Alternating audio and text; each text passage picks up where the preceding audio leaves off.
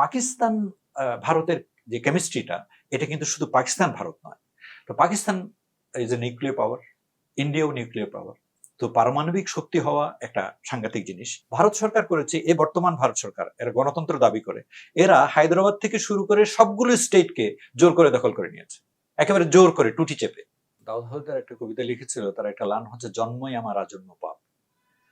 So Bharat পাকিস্তানের এই যে দ্বন্দ্ব, সেটাকে বুঝতে হলে আমাকে স্টাডি করতে হবে যে স্বাধীনতা আন্দোলন, ব্রিটিশের অত্যাচার, স্বাধীনতা আন্দোলন এবং তার পরবর্তী কেমিস্ট্রিগুলো।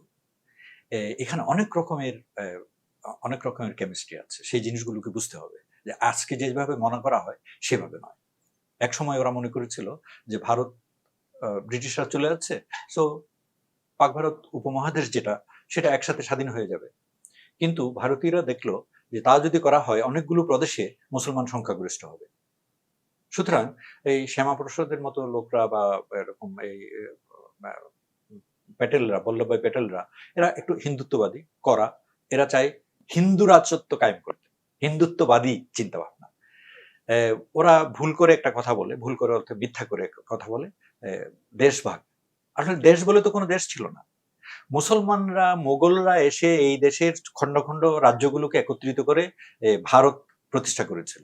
হিন্দু ভারত বলে আসলে এখানে কোনো ম্যাপ ছিল না, কোনো ইতিহাস নাই, এগুলো সব মিথ্যাচার করা হয়।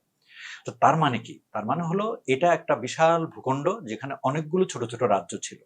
তো ছোট ছোট রাজ্য থেকে ছোট ছোট অনেকগুলো দেশ হতেই পারে। কিন্তু পাক ভারত যখন স্বাধীন হয়, তখন একটা থিওরি ছিল যে একসাথে স্বাধীন হওয়ার কথা ছিল।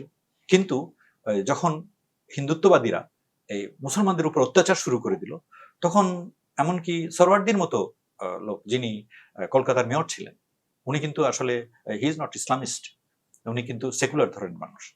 এবং উনি দেখলেন যে খামাখা খামাখা মুসলমানদের হত্যা করা হচ্ছে, কেন? যারা মুসলমান বলি।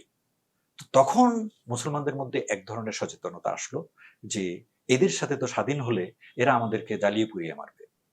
কারণ ওরা ওই ব্রিটিশ আমল থেকেই, ব্রিটিশের কাছ থেকে হিন্দুরা সুযোগ নিয়েছে। কেন? ব্রিটিশরা মনে করত আগের শাসক জাতি অর্থাৎ মুসলমানরা হচ্ছে তাদের প্রধান শত্রু। তো প্রধান শত্রুকে দূরে রাখার জন্য এবং ওদেরকে নিউট্রালাইজ করার জন্য তারা সব সময় হ্যান্ডেল করেছে এবং কাছে আশ্রয় দিয়েছে হিন্দুদেরকে। হিন্দুরা সাহিত্য বলি, রাজনীতিবিদ বলি, সবাই এই এই সুযোগগুলো নিয়েছে। তো এটার বিস্ফল যেটা হয়েছে সেটা হলো পাকিস্তান এবং ভারত আলাদাভাবে স্বাধীন হলো। এর স্বাধীন হওয়ার পরে এখানে একটা ডিপ্লোমেসি আছে। 200-রও বেশি স্বশাসিত রাজ্য ছিল ভারতে, এটা আমাদের এই প্রজন্মের অনেকেই জানে না। এই যে জলপাইগুড়ি, হায়দ্রাবাদ, জুনাগড়, অনেকগুলো ছোট ছোট। এবং ব্রিটিশ বলেছিল যে পাকিস্তান হবে মুসলিম সংখ্যাগরিষ্ঠ দেশগুলো নিয়ে, আর হিন্দুদের অর্থাৎ হিন্দুদের সংখ্যাগরিষ্ঠ যেগুলো, সেগুলো হবে ভারত। আর এই যারা ইন্ডিপেন্ডেন্ট স্টেট আছে, এরা যেদিকে ইচ্ছা সেদিকে জয়েন করতে পারবে। কিন্তু ভারতীয় হেজিমনি হচ্ছে এরকম যে এই স্টেটগুলো, যেগুলোর সবগুলো স্টেটের লোকজন কিন্তু হিন্দু ছিল না, হিন্দুদের মধ্যে আবার অনেক কাস্ট আছে, ইউনাইট সনাতন ধর্মী বা মুসলমান, অনেকগুলো ব্যাপার আছে।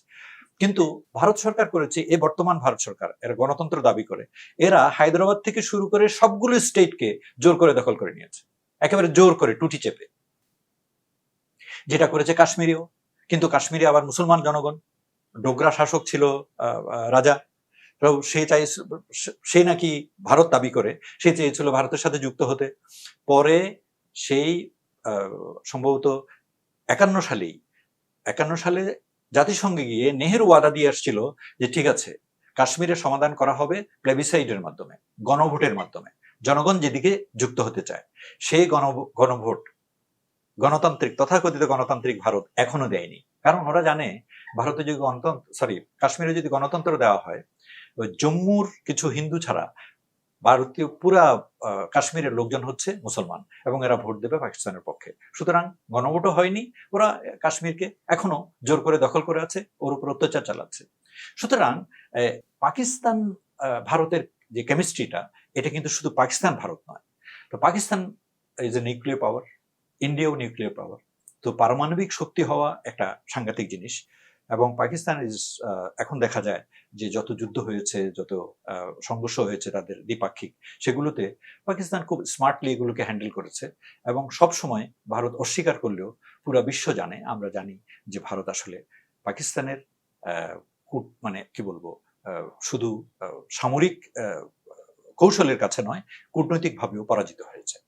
তো এদের এই জিনিসটা যদি চলমান থাকে, যদি চলমান না থাকে, তাহলে ওই হিন্দুত্ববাদীদের রাজনীতি শেষ হয়ে যায়। সেজন্য আমার মনে হয় হিন্দুত্ববাদীরা, যেমন এখন মোদির শাসন আছে, এরা এটাকে টিকিয়ে রাখবে।